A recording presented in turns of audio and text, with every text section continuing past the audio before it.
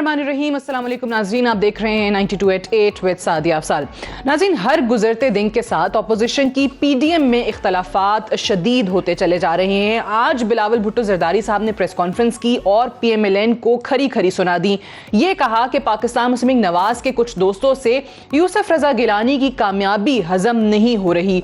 दूसरी तरफ Pakistan peoples party Punjab में तब्दीली चाहती है। कायदे हिज़्ब इख्तलाफ उन्होंने कहा कि पंजाब में हमजा शहबाज हैं, उनसे राब्ता भी हुआ बिलावल साहब का। वो चाहते हैं कि वहां पर वजीर आला की तब्दीली जो है वो किसी तरीके से मुमकिन बनाई जा सके। लेकिन दूसरी तरफ जो बाकी पीडीएम की जमातें हैं, मिसाल के तौर पे आज पीडीएम की 5 जमातों का एक इजलास हुआ। उसमें पाकिस्तान मुस्लिम लीग नवाज थी, JUIF थी, पख्तूनख्वा मिली अवामी पार्टी, नेशनल पार्टी और BNP मैंगल। इन्होंने सेनेट में अपने 27 सेनेटर्स को अलग कर दिया। ऑपोजिशन का ब्लॉक अलग से बनाने की वहां पर बात हुई, जिसकी सरबराही जो है पाकिस्तान मुस्लिम लीग नवाज के सेनेटर आजम नज़ीर तारड़ करेंगे। और इसमें ऑब्वियसली ANP को और पाकिस्तान पीपल्स पार्टी को शामिल नहीं किया गया। इस बात पर गुस्सा है कि क्यों इन्होंने बाप से वोट लिया। आज इस इजलास में इस पर बात की गई। साथ ही साथ ANP और पीपल्स पार्टी को शो कॉज नोटिस भिजवाने का भी जो फैसला है वो भी हमारे सामने आया है इन जमातों की तरफ से। वो कहते हैं कि जी बताया जाए कि ऐसा क्यों किया गया। सो ये तो आपस की लड़ाई चल ही रही है। इसमें आगे जाके क्या होगा उस पर भी आज के प्रोग्राम में हम बात करेंगे। लेकिन आज प्रोग्राम का आगाज हम करेंगे उस अहम इशू से जो हर दौर में अवाम का बहुत ही अहम मसला रहा है। चाहे वो पाकिस्तान पीपल्स पार्टी हो, PMLN हो, या किसी डिक्टेटर की हुकूमत हो, या अब पाकिस्तान तहरीक इंसाफ, अवाम किसी भी हुकूमत से सिर्फ और सिर्फ ये एक्सपेक्ट करते हैं कि वो हमारे लिए क्या कर रहे हैं, हमें किस किस्म का रिलीफ दिया जा रहा है। और इस वक्त भी सबसे बड़ा मसला महंगाई का है। हुकूमत एक तरफ ये बताती है कि जितने भी जो मैक्रो इकोनॉमिक इंडिकेटर्स हैं वो हमारी फेवर में हैं और वो बड़े अच्छे जा रहे हैं। मिसाल के तौर पे वजीर तिजारत हैं, उन्होंने कहा कि 10 साल के बाद बरामदाद मुल्क में सबसे ज़्यादा हुई हैं। $345.2 मिलियन उन्होंने कहा कि हो गई हैं। रज़ाक दाऊद साहब का ये स्टेटमेंट आया। दूसरी तरफ अभी पिछले कुछ दिनों से हमने देखा कि डॉलर जो है वो नीचे गया, तो भी ये कहा गया कि ये इस हुकूमत की कामयाबी है। But on the other hand अगर हम आवाम को डायरेक्ट जिन चीज़ों से फ़र्क पड़ता है उनका अहवाल आपको बताएं, जिसमें चीनी है, आटा है, घी है, वो रोज़मर्रा इस्तेमाल की अशिया हैं जिससे आवाम ऑब्वियसली तंग आ रहे हैं। हर रोज़ कीमतें बढ़ रही हैं। ये हुकूमती अपना इदारा है, इदारा शुमारियात स्टैटिस्टिक्स ब्यूरो, उनके अपने ये फिगर्स हैं दिए हुए जो कहते हैं कि मुल्क में जो हफ्तावार हर हफ्ते इनकी तरफ से ये रिपोर्ट सामने आती है, उसमें इन्होंने कहा है कि 17.21% पर महंगाई पहुंच गई है, जो कि ऑब्वियसली बहुत ज़्यादा है। आगे रमज़ान का महीना आने वाला है, उसकी वजह से लोग बहुत ज़्यादा परेशान हैं कि अभी रमज़ान शुरू भी नहीं हुआ तो महंगाई इस कदर बढ़ गई है। आगे क्या होगा। मेहमानों को पहले तारुफ करवा दूँ, लेकिन आज प्रोग्राम का जो आगाज़ हम करेंगे वो अवाम की राय से करेंगे। हमारे साथ फ़ारूक हबीब साहब मौजूद हैं, पाकिस्तान तहरीक इंसाफ के MNA हैं, सीनियर रहनुमा है, बहुत शुक्रिया। शर्मिला फारूकी साहब हमारे साथ मौजूद हैं, पाकिस्तान पीपल्स पार्टी की सीनियर रहनुमा है। राना तनवीर हुसैन साहब हमारे साथ मौजूद हैं, सीनियर रहनुमा PMLN के, आप MNA भी हैं। बहुत शुक्रिया आप तीनों का। आप तीनों को इस्लामाबाद के मुख्तलिफ शहरों से, कराची के इस्लामाबाद के मुख्तलिफ इलाकों से, कराची के, लाहौर के, फैसलाबाद के, जो कि ऑब्वियसली फ़ारूक हबीब साहब जहाँ मौजूद हैं उनका अपना शहर है, कोयटा के, पेशावर के अवाम क्या कह रही है इस महंगाई को लेकर, पहले तो वो आपको सुनाएंगे।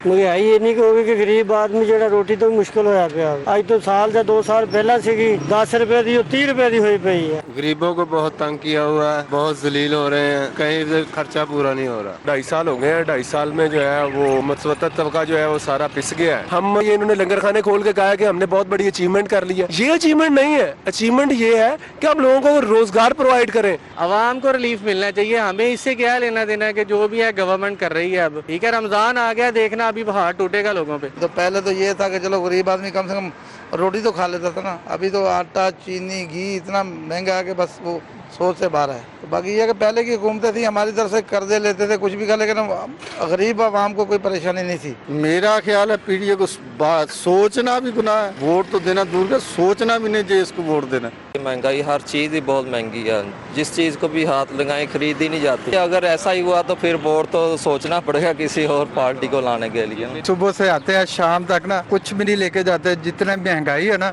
इसमें तो हम अपने बच्चे भी फरोख्त करने पे मजबूर हो गए हैं। नून लीग के दौर में काम वगैरह हो रहा था, बिल्कुल बहुत ज़्यादा माशाल्लाह महंगाई भी कंट्रोल में थी। जब से इमरान खान साहब आए हैं, वज़ीर आज़म साहब, इन्होंने माशाल्लाह आवाम को जीना हराम कर दिया, रोने वाले हो गए हैं सारे। महंगाई इस कदर है कि इतने परेशान है, कोई चीज़ सस्ती नहीं हो रही है। इनको एक्सपीरियंस नहीं है हुकूमत चलाने का। मुस्लिम लीग नून की हुकूमत में इस तरह नहीं था, कोई भी आवाम परेशान नहीं थी।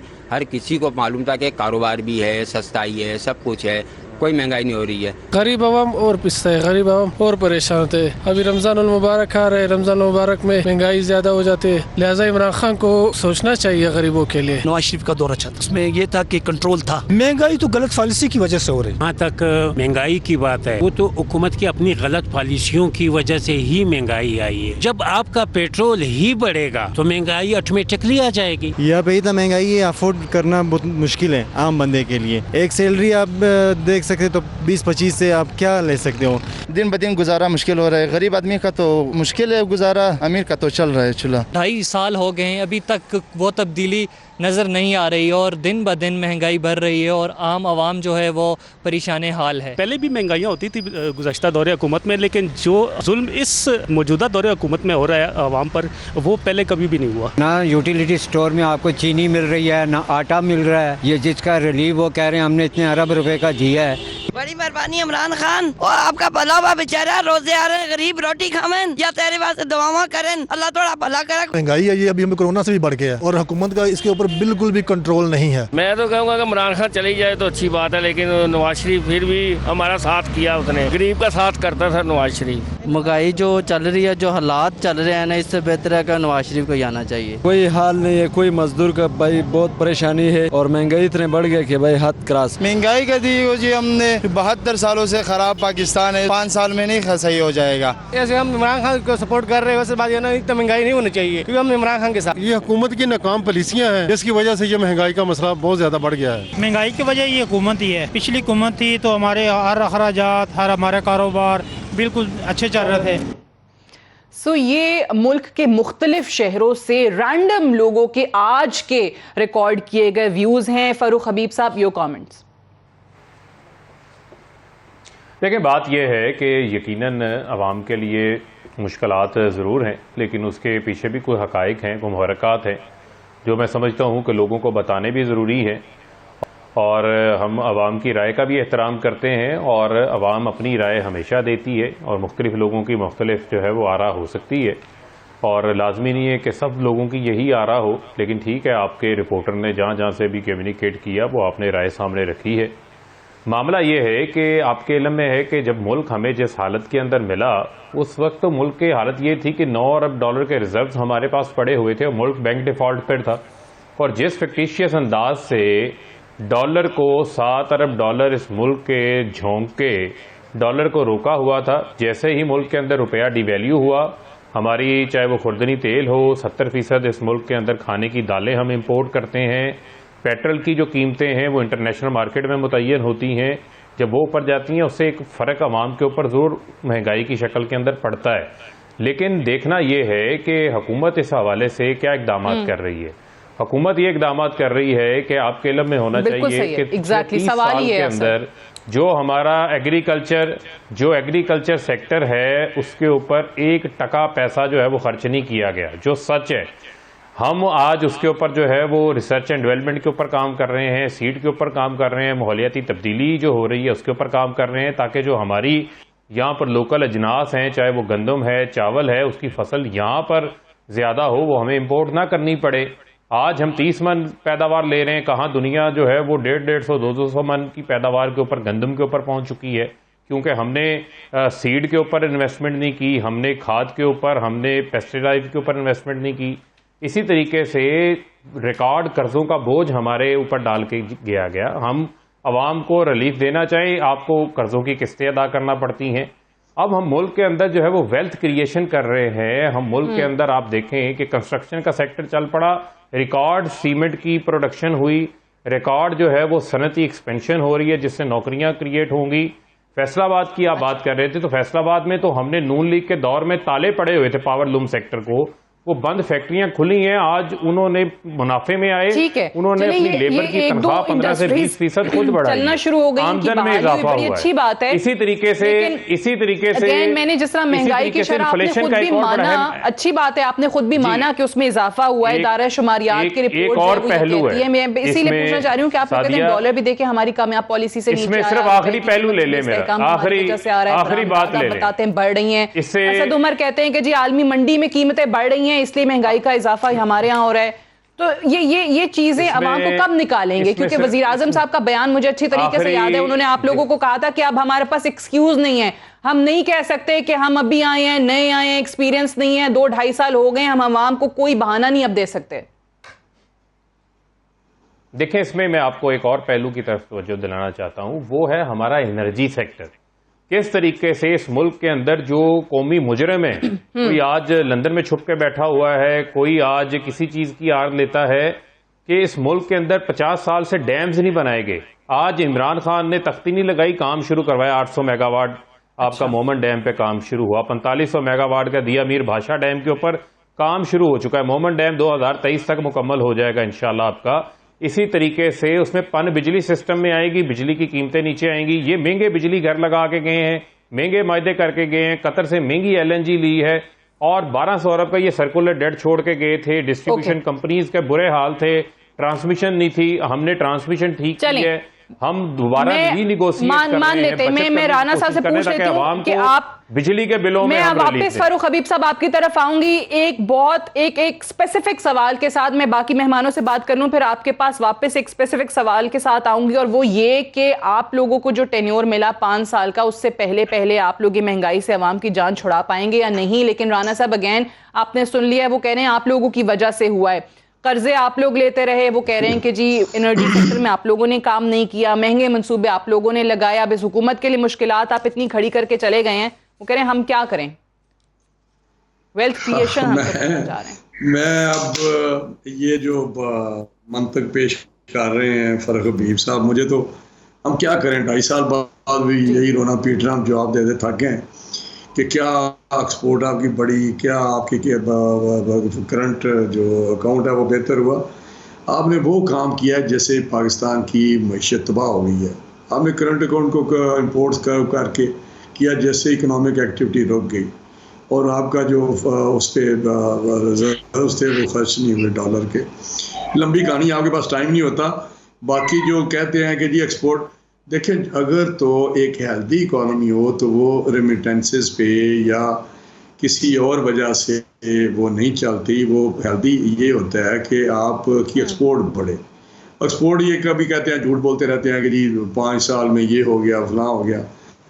आपके सामने हमने इनको रिजर्व अच्छे दिए, हमने इनको स्टॉक एक्सचेंज अच्छा दिया, हमने प्राइसेस देखे, हमने कर्जे लिए, हमने कुछ किया, लेकिन उससे डॉलर इंफ्रास्ट्रक्चर आपके सामने है, लोगों को रिलीफ आपके सामने है। 4% इन्फ्लेशन था जब हमने इनको पास ऑन किया, ये 4% रिकॉर्ड की बात। अच्छा, वैसे राना साहब एक ज़िमनी सवाल की इजाजत दीजिएगा, यही जो आप बात कर रहे हैं यही हम एक तो PTI से भी सुनते हैं, और आपने अगर अवाम की जो अभी राय चलाई हमने वो सुनी हो, उसमें एक साहब ने कहा कि जी नून लीग चलें कर्जे लेती थी, जो मर्जी करती थी, हमें रिलीफ देती थी। यही हुकूमत कहती है हम इसी चीज से तो निकलना चाहते हैं, यही नजरिया तब्दील करना चाहते हैं अवाम का। अब उस वक्त इसहाक डार साहब ने आर्टिफिशियल तौर पे पैसे को रोके रखा, रुपए की कदर उन्होंने कम रखी, ये एक इल्जाम है जो खुद आके ऑब्वियसली मिफ्ता इस्माइल ने, शाहिद खान अब्बासी ने तब्दील किया। एनर्जी के महंगे मंसूबों का इल्जाम PTI आप पर लगाती है। जी आप अगर सवाल मैं समझ गया हूँ, आप इतना लंबा टाइम ले लेती हैं, फिर आपकी जल्दी आपको पड़ जाती है। आज मैं क्या किस का जवाब दूँ? मैं तो बिल्कुल उसमें फंस जाता हूँ कि इसके लिए तो हमें चाहिए एक पूरी एक तारीख आपको बताएं कि ये कर क्या रहे हैं। अभी आज असद उमर ने कहा है कि ये जो मिफ्ता इस्माइल इसहाक डार साहब ने डॉलर को रखा हुआ था स्टेबल, और मिफ्ता इस्माइल और शाहिद खान ने इसको किया था। ये एक बात है ना, ये 120 पे या 123 पे गया, तो ये दोनों ने किया था, हमने तो नहीं किया। अगर ये ना करते उनका ये था मंतक, अगर ये ना करते इनके प्राइम मिनिस्टर शाहिद खान या मिफ्ता जो फाइनेंस मिनिस्टर था, तो हम भी स्टेबल रखते। इन्होंने खोला है तो वो चला गया 160 पे और आप पीछे आ गए 16 रुपया काम हुआ, ये वो मंतक दे रहे थे। अब फर्क अजीब साहब का मंतक और है, लो में चल पड़ी फला। मुझे ये बताएं, ये बिजली बिजली बिजली रोना रोते हैं। हमने इन्होंने खुद कहा कि 1200 अरब जो था रुपया वो सर्कुलर डेट इन्होंने हमें पास किया, गो 900 था, लेकिन चलें ये 1200 मान लेते हैं। ये 5 साल में जो बिजली हम बड़ी महंगी हमने पैदा की, जो बिजली हमें सस्ती दे रहे थे, उस पर सर्कुलर डेट कितना सादिया हुआ ये तो अकल के अंदर को भी पता है कि 1200 अरब हुआ 5 साल में। उसमें भी 500 हमें पास ऑन किया था पीपल्स पार्टी ने, 540 अरब। हमने 1200 उसमें ऐड कितना हुआ ये मैं कैलकुलेशन कर रहा हूँ, चले 700 कर ले, 750 कर ले। अब इन्होंने 24 से पहुंचाया 2.5 साल में, बिजली 6 दफा महंगी की है। वही बात, सर्कुलर डेट तो कम होना चाहिए था ना। अगर आप लेट से 100 रुपए की चीज है, हम उसको दे रहे हैं 80 रुपए में, तो ये उसको ले जाते हैं 96 रुपए में। ओके, आप शुरू हो जाते हैं, अब मैं क्या करूं। अब ये मुझे बताएं कि ये जो बात कर रहे हैं इसकी कोई तो क्या, ये बादशाह डैम मामन डैम की बात करते हैं, इनको बताएं फरक हबीब साहब को कि ये टेंडर हमने फ्लोट किया था जिसमें आपका अब्दुल रज़ाक दाऊद वो भी पार्टिसिपेट कर रहा था। उसकी शॉर्ट लिस्ट हुई थी कंपनी 3 में।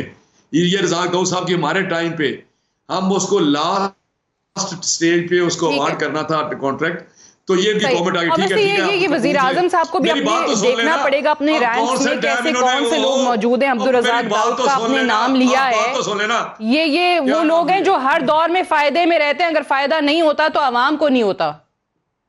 नहीं, फायदा अवाम को देखे, इनको अवाम, ये जो जमहूरी हुकूमतें होती हैं ना, वो हमेशा अवाम के जरिए होती है, अवाम के लिए होती हैं। ये अवाम को अगर रिलीफ नहीं देना तो उन्होंने चाटना है इनका जो एक्सपोर्ट है, उन्होंने क्या इसको मत्थे मारना है इनकी गवर्नमेंट को। ठीक है, ये बिल्कुल ऐसे एक फॉल्स मेरी मैक्रो इकोनॉमिक इंडिकेटर्स आप जितनी मर्जी अच्छे करके बता दें। मैं समझ गई राणा साहब आपकी बात, मुझे आगे बढ़ने की इजाजत दीजिएगा। एक एनर्जी सेक्टर का बता दे जिसमें इन्होंने बिजली घर लगाना शुरू किया है। कोई एक डैम बता दे। ये बादशाह डैम की तो 250 अरब की जमीन हमने खरीद के इनको दी है। हमने पीएसडीपी में उसके लिए 50 अरब रखा था, अब उसको स्टार्ट करना था। अच्छा, तो ये आके तो तख्ती लगा लेते हैं।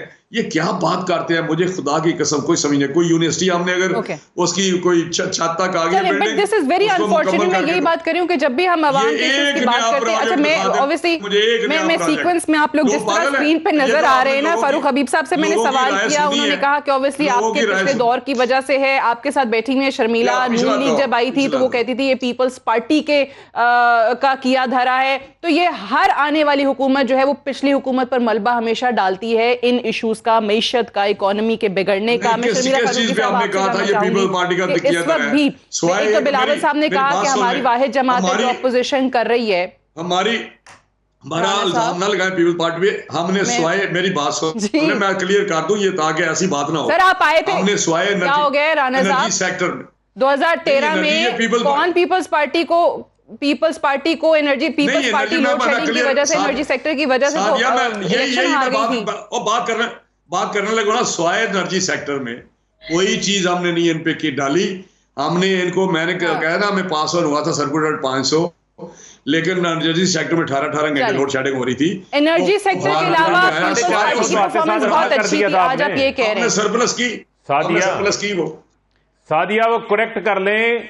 450 का शर्मिला फारूकी साहिबा का मौका लेने दें, फिर मैं आ जाती हूं इस पे भी अदा कर दिया था, फिर उसके बाद 1200 पे ये लेके गए। ये करेक्ट कर लें फिगर। ओके, चलो यही सही, ऐसे 5 साल में 450 शर्मिला फारूकी साहिबा, आपको क्या लग रहा है? बिलावल साहब ने आज भी कहा कि पीपल्स पार्टी जो है वो इस हुकूमत की अकेली ऑपोजिशन पार्टी है इस वक्त जो ऑपोजिशन कर रही है, और मईशत के हवाले से वो तमाम चीजें जो नहीं चाहती थी ये हुकूमत के वो करे वो की, चाहे वो कर्जे लेने की बात है, IMF के पास जाने की बात है।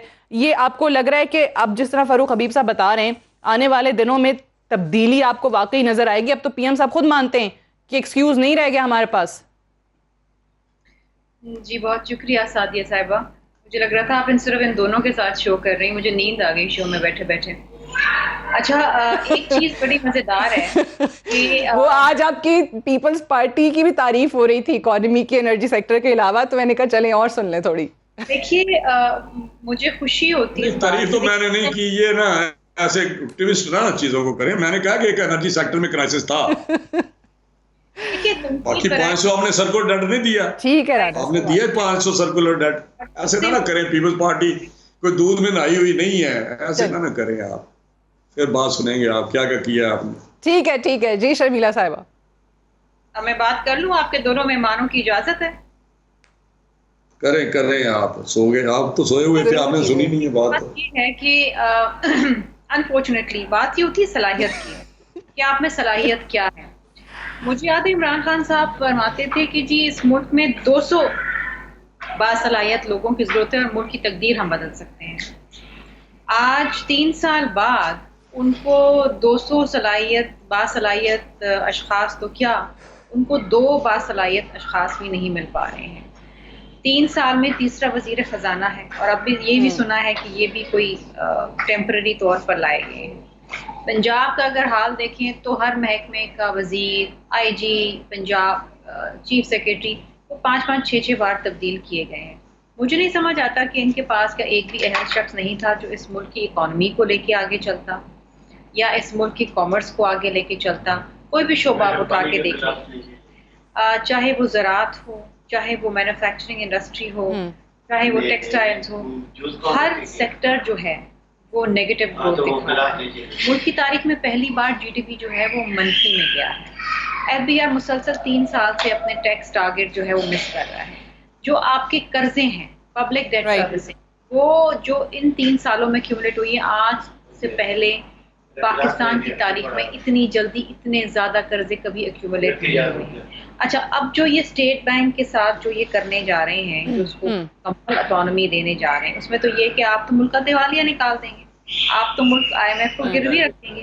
तो मुझे समझ नहीं आता कि कंटेनर पे जब इमरान खान साहब बैठे होते तो कहते थे हमारे पास हर शोबे के लिए एक अहल शख्स मौजूद है और हम आते ही मुल्क की किस्मत 90 दिनों में बदल देंगे, ये खात्मा हो जाएगा, वो ठीक है, मिल जाएंगी, बेरोजगारी खत्म हो जाएगी।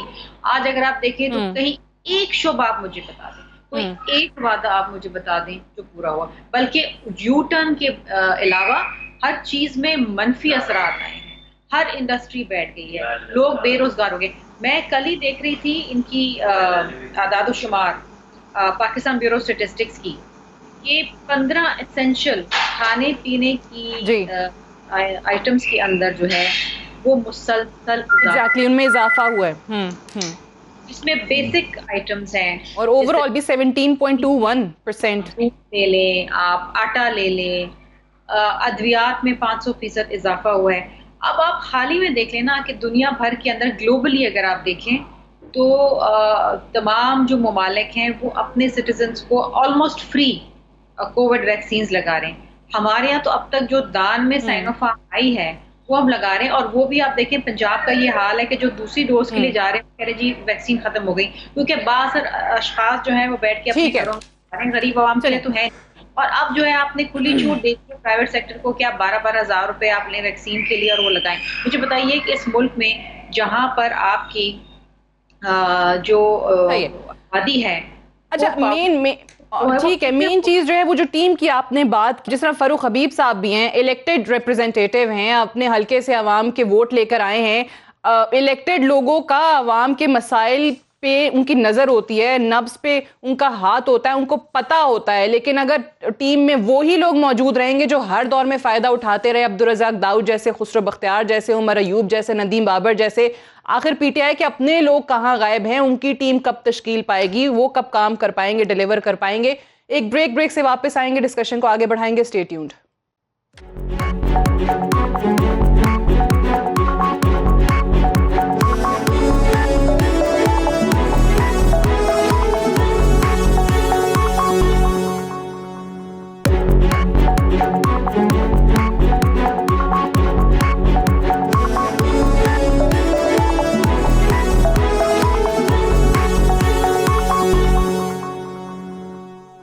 वेलकम बैक प्रोग्राम में एक बार फिर से खुशामदीद। जिन इश्यूज़ पर हम बात कर रहे हैं महंगाई के और मईशत के हवाले से, ये वो इश्यूज़ हैं जिस पर आज बिलावल साहब ने भी कहा कि सिर्फ और सिर्फ हमारी जमात है जो हुकूमत की अपोजिशन कर रही है, बाकी जो अपोजिशन की जमातें हैं वो तो आपस में एक दूसरे की अपोजिशन कर रही हैं। क्या कहा, ज़रा सुनाइएगा। अफसोस के साथ कि अब सेनेट इलेक्शन से लेके आज तक पता नहीं कितने दिन गुजर चुके हैं, सिर्फ पाकिस्तान पीपल्स पार्टी हुकूमत का ऑपोजिशन कर रही है। सिर्फ पाकिस्तान पीपल्स पार्टी PTI कठपुतली सरकार का मुखालफत कर रही है, चाहे वो पंजाब में हो, चाहे वो वफाक में हो। बाकी जो हमारे ऑपोजिशन के दोस्त हैं वो तो ऑपोजिशन से ऑपोजिशन ही कर रहे हैं। बाकी जो अपोजिशन के दोस्त हैं वो तो अपोजिशन से अपोजिशन कर रहे हैं। फरूख हबीब साहब, आपकी मुखालफत कर रही है पाकिस्तान पीपल्स पार्टी, लेकिन एक और मामले में पाकिस्तान पीपल्स पार्टी और PTI की कुर्बतें जो हैं वो बढ़ी हैं, जो कि कानून साजी के हवाले से, इस्लाहात के हवाले से, चाहे वो इलेक्शन को लेकर हो, नैब को लेकर हो। अच्छी बात भी है, यूसुफ रजा गिलानी साहब अपोजिशन लीडर सेनेट में, उन्होंने राब्ता किया कौमी असम्बली के स्पीकर असद कैसर साहब से, उस पर क्या पेशरफ्त है? देखिए, बात यह है कि कानून साजी के हवाले से तो मैं समझता हूँ कि तमाम जमातों ने मिलकर काम करना है पार्लियामान के अंदर, और पार्लियामेंट के अंदर ही अवाम की बात होगी, कानून साजी की बात होगी, आइन की बालादस्ती की बात होगी, जमहूरियत की मजबूती के लिए काम होगा, वो तो पार्लियामेंट के अंदर होगा। उसके लिए तो मैं समझता हूँ कि ये ट्रेजरी बेंचेस की भी, अपोजिशन बेंचेस की, सबकी बराबर की जिम्मेदारी है। और आप ये देखें कि अगर इलेक्शन रिफॉर्म्स के ऊपर काम करना है तो वो भी पार्लियामेंट में होना है, और हमारे पास तो सादा अक्सरियत मौजूद है, अपर हाउस में मौजूद है, पार्लियामेंट के अंदर भी मौजूद है। हम कानून साजी तो कर सकते हैं, लेकिन हम चाहते हैं कि हम इंक्लूसिव अप्रोच लेके चलें, सबको साथ लेके चलें, ताकि कल को कोई ये ना कह सके कि हमें कानून साजी के अमल से जो है वो बाहर रखा गया। अब उस पर देखना ये है कि अपोजिशन जो है, जो खुद इस वक्त एक दूसरे के लिए अपोजिशन बनी हुई है, जो एक दूसरे को सिलेक्टेड कह रहे हैं, जो एक दूसरे को बुरा भला कह रहे हैं, जो एक दूसरे के साथ दस्तो गिरेबा हुए हैं, उन्होंने क्या रवैया अख्तियार करते हैं। और हम उम्मीद करते हैं कि ये भी एक मुस्बत अप्रोच के साथ सामने आए। ये सिर्फ बाइकआउट प्रोडक्शन ऑर्डर्स लेने के लिए ना करें, ये बाइकआउट सिर्फ जो है वो जाती मफादात के लिए ना करें, बल्कि कौमी मफाद में आ गया। अच्छी बात है, पहल हुई, लेकिन बाकी ऑपोजिशन की जमातों से आपका भी राब्ता नहीं है इन चीजों पर। देखें जो स्पीकर हैं वो तो कस्टोडियन ऑफ द हाउस हैं, और मैं समझता हूँ कि अगर उनके साथ रब्ता होता है, हमने तो पहले सीनियर पार्लियामेंटेरियन मुश्तमिल कमेटी कायम की है, फ़खर इमाम साहब जो है वो उसे हेड कर रहे हैं, वो उस पर आगे पेशरफ्त करना चाहते हैं हम कानून साजी के मामलात के हवाले से। उसके ऊपर जो है वो अपोजिशन को चाहिए कि उसमें आके उसका हिस्सा बने, और जो इनकी तजावीज़ हैं वहाँ पर आकर पेश करें। ये खुद तो सबक पढ़ाते होते थे इस बात का कि जी फैसले सड़कों पे नहीं होते, फैसले कंटेनरों पे नहीं होते, फैसले एहतजाजों में नहीं होते। आज ये खुद जो है वो फजल रहमान साहब की इमामत के पीछे PMLN लगी हुई है और मामला चला रहे हैं। अच्छी बात है, अगर पीपल्स पार्टी को ये बात समझ आ गई है तो ये अच्छी बात है। मामला तो ये है ना, वही यूसुफ रजा गिलानी है जिनको सेनेटर बनाने के लिए कहते हैं हमने टिकटों का भी लालच दे दिया, हमने पैसों का भी लालच दे दिया, और उन्हीं को चेयरमैन सेनेट भी बनवा रहे थे। अब अगर वो अपोजिशन लीडर बन गए हैं तो मैं पहले इसका जवाब ले लूं राना साहब से, क्योंकि बिलावल साहब ने जो आज बात की है कि अपोजिशन तो सिर्फ पीपल्स पार्टी कर रही है इस हुकूमत की, राना साहब, और दूसरी तरफ शाहिद खाकान अब्बासी और मौलाना अब्दुल गफूर हैदरी का भी जो राब्ता हुआ, उनकी भी आपस में जो बात हुई, उन्होंने कहा कि गिलानी साहब को हम सेनेट में अपोजिशन लीडर नहीं मानेंगे। तो उन्होंने कहा, पीपल्स पार्टी की तरफ से जवाब यह आया कि क्या आप ये चाहते हैं कि हम कौमी असम्बली में फिर शहबाज शरीफ को अपोजिशन लीडर ना माने? देखिए, मैं समझता हूँ कि ये जो बात आजकल चल रही है वो किसी तरह भी जो हमने एक स्ट्रगल शुरू की है, एक मूवमेंट बनाई है कि एक डेमोक्रेटिक प्रोसेस जो है वो मजबूत होना चाहिए, इदारे मजबूत हों, इलेक्शन फेयर एंड फ्री हो, और ये कठपुतली हुकूमत या धांधली ज़दा हुकूमत जो एक मुल्क पे और कौम पे अजाब की तरह एक नाज़िल हुई है, उससे किसी तरह छुटकारा हासिल किया जाए और लोगों को रिलीफ दिया जाए। जिस तरह लोगों की चीखें निकल रही हैं महंगाई से, बैड गवर्नेंस से, वो आपके सामने है। उस काज को मैं समझता हूँ इन मामलों में जिस तरह बातें हुई हैं वो नहीं होनी चाहिए, और हमें मिल के आगे बढ़ना चाहिए था, क्योंकि पीपल्स पार्टी का एक जो पास्ट है वो बड़ा एक डेमोक्रेटिक जो इनका स्ट्रगल रही है, वो उसके लिए इन्होंने बड़ी जद्दोजहद की है, बड़ी कुर्बानियाँ दी हैं। लेकिन इस दफ़ा मैं समझता हूँ जिस तरह चल रहे थे, जो भी एक लॉजिकली बात बेहतर होती थी, जिस तरह इन्होंने कहा कि इस्लामाबाद में यूसुफ रजा गिलानी साहब जीत सकते हैं, तो हमने आमीन कहा और उनके लिए रात दिन मेहनत की। फिर इन्होंने जब कौमी असम्बली में जब एक दो दफ़ा जो हुआ उसको भी हमने ऑब्जर्व किया, डाइजेस्ट किया, जिस तरह प्रेसिडेंट के इलेक्शन में थोड़ा सा डेविएट किया गया और उस काज को नुकसान पहुँचाया गया, वरना प्रेसिडेंट हमारा इलेक्ट हो सकता था। और प्राइम मिनिस्टर का खुद यूसुफ रजा गिलानी साहब ने शहबाज शरीफ साहब को प्रपोज किया, और बाद में जिस तरह उससे पीछे हटे वो भी आपके सामने है। तो ये सारी चीज़ें डाइजेस्ट करने के बावजूद हम आगे बढ़े। अब जो सेनेट में हुआ है वो किसी तरीके से भी आप बता दें कि ये किसी तरीके से मुनासिब है, और इतना ज़रूरी था कि यूसुफ रज़ा गिलानी साहब उधर, अभी तो हमारा ख्याल था ये पिटीशन बड़ी इनकी मेरिट पे है कि वहाँ पे जो वोट रिजेक्ट हुए हैं वो नहीं होने चाहिए थे, और वो पिटीशन जो इस्लामाबाद हाई कोर्ट ने, अगर आप नहीं मानेंगे अब गिलानी साहब को अपोजिशन लीडर, तो फिर मामलात कैसे आगे बढ़ेंगे पीपल्स पार्टी के साथ? बिलावल साहब तो आज भी कह रहे हैं कि आप लोगों से हजम नहीं हो रही गिलानी साहब की कामयाबी। नहीं, इस तरह तो नहीं। हमारे वोट जो थे वो हर तरीके से मिलके सारे, आपको पता है, बनते थे। अभी 27 जो जेन्युइन अपोजिशन है उसके हैं, तो अगर 25-24 इनके पास थे तो बिल्कुल क्यों नहीं हो सकता था। यूसुफ रज़ा गिलानी साहब की बात की जाती उस प्लेटफार्म से, या मियां नवाज शरीफ से बात की जाती, तो जिस तरह वो एक वज़ादार आदमी है, जल्दी मानने वाला है, लेकिन जो आपने बात की नेशनल असम्बली में ना मानने वाली, वो मुझे बताएं 84 हमारे मेंबर्स हैं और 52 इनके। आप कहते हैं गिलानी साहब को नहीं मानेंगे, तो उन्होंने कहा कि आप क्या चाहते हैं कि हम वहाँ पे शहबाज शरीफ को नहीं माने? एक ब्रेक के लिए जाना है राना साहब, I have to go for a break. Break से वापस आके शर्मिला फारूकी साहिबा से भी इस बात का जवाब लेंगे right after this short break.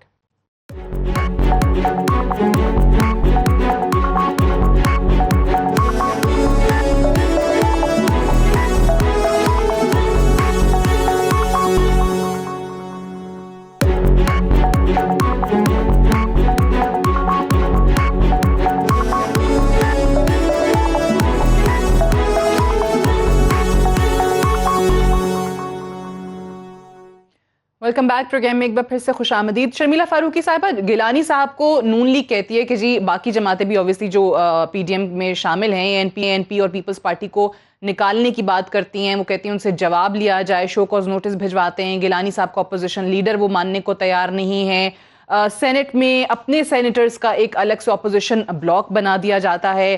Peoples party चाहती है पंजाब में कायदे हिज़्ब इख्तिलाफ हमजा साहब को जो है वो वज़ीर आला पंजाब लाया जाए। उस मूव में अगर पीएमएलएन आपका साथ नहीं देती फिलहाल, तो फिर किस तरीके से ये मामलात आगे चलेंगे? पाकिस्तान पीपल्स पार्टी के पास क्या ऑप्शंस हैं?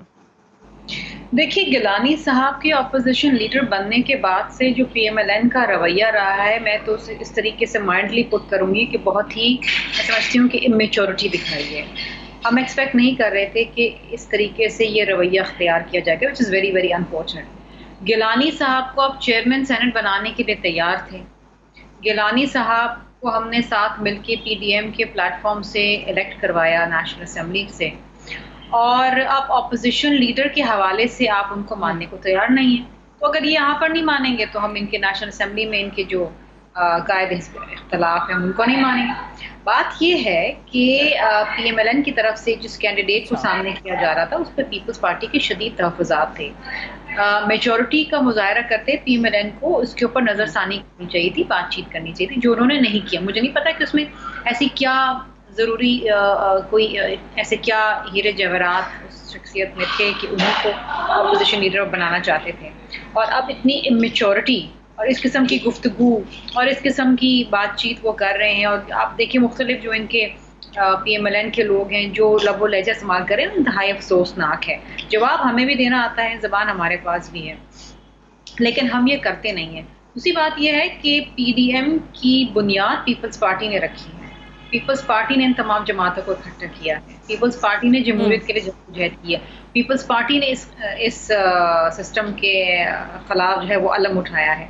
अब आप ये कह रहे हैं कि जी पीपल्स पार्टी को आप निकालेंगे पीडीएम से, मतलब अगर कोई भी इख्तलाफात हैं वो आप पीडीएम में आप उसमें हल करें ना।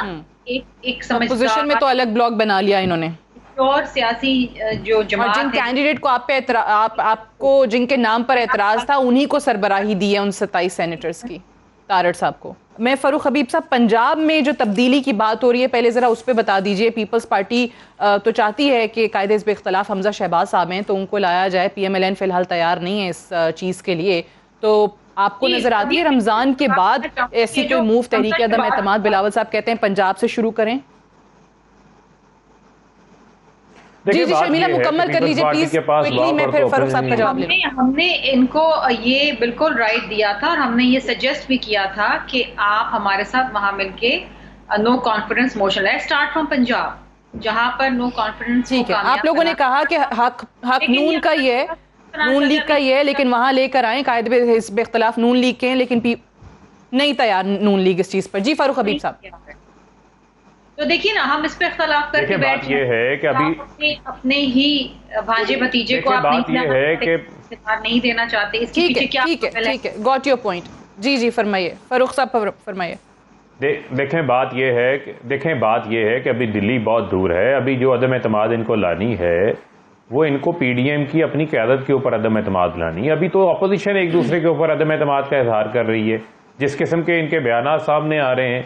पंजाब में तो जो है वो पीपल्स पार्टी के तो अपने पास टांगे की सवारियां इनके पास पूरी नहीं है। इनके अपने एमपीएस हजरात जो 6-7 हैं वो जाकर कभी इधर मुलाकातें कर रहे होते हैं, कभी उधर मुलाकातें कर रहे होते हैं। तो इस किस्म का तो ख्वाब जो है वो इनकी ख्वाहिश हो सकती है, वो तो कभी पूरा नहीं होगा। दूसरी बात यह है कि एक वक्त होता था कि पीपल्स पार्टी की पूरे पंजाब में हुकूमत होती थी। लेकिन अगर नून लीग चाहती, नून लीग के नंबर्स अगर वो आराम से कर सकते थे, आपको क्या लगता है नून लीग क्यों नहीं कर रही? तो रहते खोते जो जियाले रह गए हैं, नहीं जो रहते खोते जियाले रह गए हैं, उनको क्या आज ये सबक दे रहे हैं कि पंजाब में पीपल्स पार्टी खत्म हो गई है इनकी, जो कह रहे हैं जी आप अब ऐसा करें अपना वजीर आला बना लें पकड़ के। मेरी तो समझ से बालतर है किस किस्म की ये बात कर रहे हैं और ये कैसे इसको पूरा कर लेंगे। वो तो कहते हैं ऑपोजिशन लीडर उनका है ना, तो राइट उनका बनता है, इसलिए नून लीग को ऑफर कर रहे थे। चलें बात ये है फिलहाल तो इनकी आपस में अदम एतमाद चल रहा है ना, पहले उसका तो फैसला कर लें। उसका फैसला होगा तो ये पंजाब में आएंगे ना, वो तो अभी बहुत दूर की बातें हैं। और बात ये है कि इसके अंदर तो आपस में अदम एतमाद जो चल रहा है उसका फैसला कर लें। राना साहब क्यों नहीं मानते आप लोग ऑपोजिशन लीडर के तौर पे हमजा शहबाज शरीफ को लाने के लिए तरीके अदम एतमाद आए? बुज़दार साहब जाएं। ये देखिए हमारे पार्टी के अंदर बड़ी इस पर डिस्कशन होती है। नॉट के पीपल्स पार्टी में कह रही है या हम अकेले ही काफ़ी हैं पंजाब में। फ़रक हबीब साहब को बड़ी गलतफहमी है कि अभी ये हम सिंगल लार्जेस्ट पार्टी थे 2018 के इलेक्शन में। सादिया आपको पता है हमने इनको वहाँ पे हुकूमत दी KPK में 2013 में, इसलिए दी गई ये सिंगल लार्जेस्ट मेजॉरिटी नहीं थी उसमें इनकी।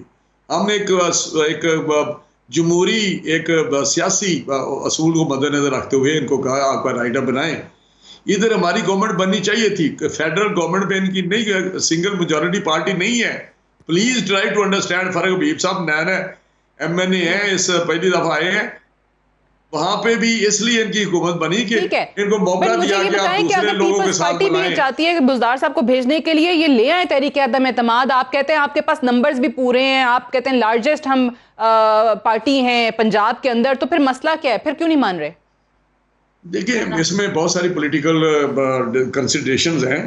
हम देखेंगे कि अगर ज़रूरत हुई तो बिल्कुल हम करेंगे, लेकिन अभी